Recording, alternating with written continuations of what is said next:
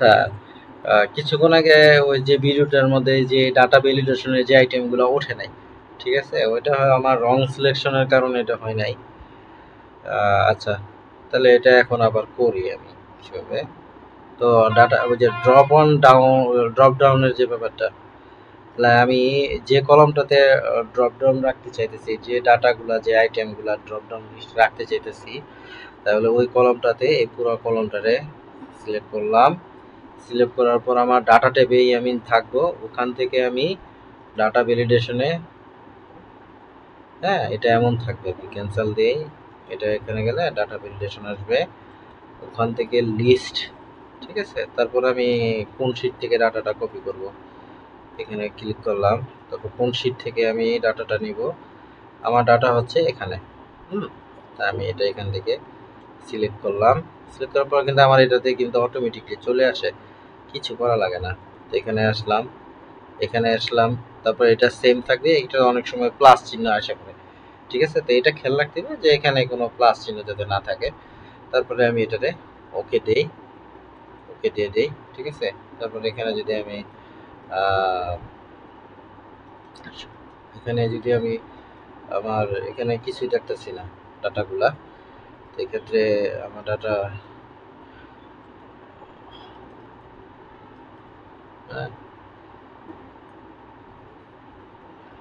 আচ্ছা, পুরো ব্যাপারটা আমি এই করি, ব্যাক আপ করি, ব্যাক নেই,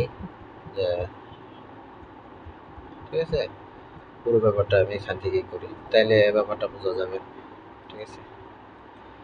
আহ, আমার আমার এটা কিন্তু এই পর্যন্ত ছিল, ঠিক আছে, এই পর্যন্ত ছিল, তাই এগুলো উঠাই দিই, এগুলো কিছু লাগবে না, এগুলো উঠাই দিলাম, এগুলো উঠাই দিই, ঠিক আছে।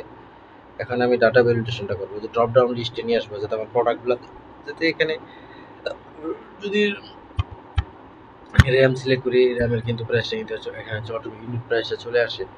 তা এরকম রাখতে চাই না, আমি চাইতেছি যাতে একটা লিস্ট আকার আসুক, যাতে লিস্ট থেকে সিলেক্ট করলে যাতে পাই, বারবার ওদিক থেকে না ই করে, ঠিক আছে। তো এটাতে আমি আহ, যে কলমটাতে ড্রপ ডাউন রাখতে চাই, ওই ঘরটাতে আমি এইভাবে তবে সিলেক্ট করলাম। তারপর আমরা তো মূলত এই সময় হোমেই থাকি, তৈরি যদি হোমে থাকি তো হোম থেকে ডাটাতে যাব, ডাটা থেকে ডাটা ভ্যালিডেশন, ডাটা ভ্যালিডেশন, এখান থেকে ডাটা লিস্ট, তারপর সোর্স, আমি সোর্সে একটা ক্লিক করতে হবে, এটাতে ক্লিক না করলে অনেক সময় আমি আমার ওই শিটগুলোতে যেতে পারি না, ঠিক আছে। তাহলে সোর্সে এখানে ক্লিক করলাম, ক্লিক করার পর আমি কোথা থেকে ডাটা খুঁজবো, আমি ডাটা খুঁজবো এখান থেকে, ঠিক আছে। এখান থেকে চলে আসলাম, আচ্ছা, ঠিক আছে, এখান থেকে চলে আসলাম, আসার পরে দেখি এটাতে এন্টার দিলাম, ঠিক আছে, এই যে আমার এখানে কিন্তু চলে আসছে। তা আমি এটাতে এন্টার দিই, এন্টার দেওয়ার পরে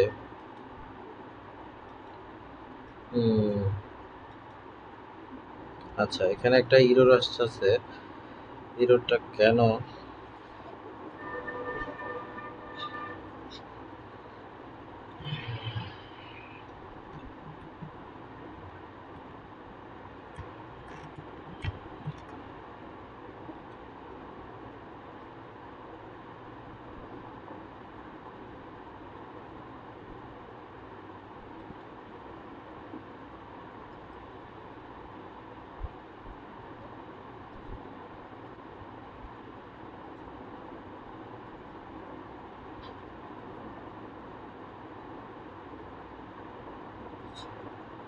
আচ্ছা, আমি তো এখান থেকে ডাটা করতেছি, ঠিক আছে।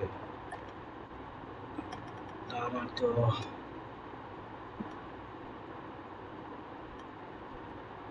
এটা কাইটা দিই, ঠিক আছে।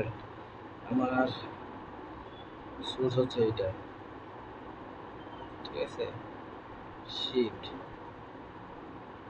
এটা পুরোটা কপি করি, কপি করলে যাতে চেঞ্জ না হয়, 5 নম্বরে যাই, যাইয়া এটা পেস্ট করলাম, ঠিক আছে। 4 নম্বরে আমি 4 থেকে ডাটা করতেছি, এখন আল্লাহ এখানে আল্লাহ ওকে দিই, ঠিক আছে। এখন কেন আসতো না দেখছো, এখন চলে আসছে, হ্যাঁ। তারপর চলে আছে 5টা দিলাম। আহ, আচ্ছা, মূলত এটা করার অর্থ হইতেছে ওই যে ওই প্রথম ভিডিওতে ডাটা প্রেজেন্টেশনে রেকর্ডিং এর ভুলগত কারণে আসে নাই, এখন কিন্তু ঠিকই আসতেছে। বাকিগুলো সেম, ড্রপ ডাউন, মাউস, তারপর হচ্ছে কিবোর্ড, তারপর হচ্ছে কি চার্জার, এটা নিচে 5টা, এটা নিচে 2টা, এটা নিচে, আচ্ছা ওগুলি বাদ দিই, 8টা, ঠিক আছে। এটা হইলো আর কি, যেটাই দেখতে চাইছিলাম ওইটাই, যে মানে এটাই। এগুলার আমি আমার জন্য করছি, কারোর জন্য না। তারপরে যদি কেউ দেখে আমার কোনো আপত্তি নেই। আর কারোর জন্য করি নাই, নিজের জন্যই করছি। নিজে বুঝতে পারলে যথেষ্ট। কে কি বুঝলো না ডাজেন্ট ম্যাটার আমার জন্য। আল্লাহ হাফেজ।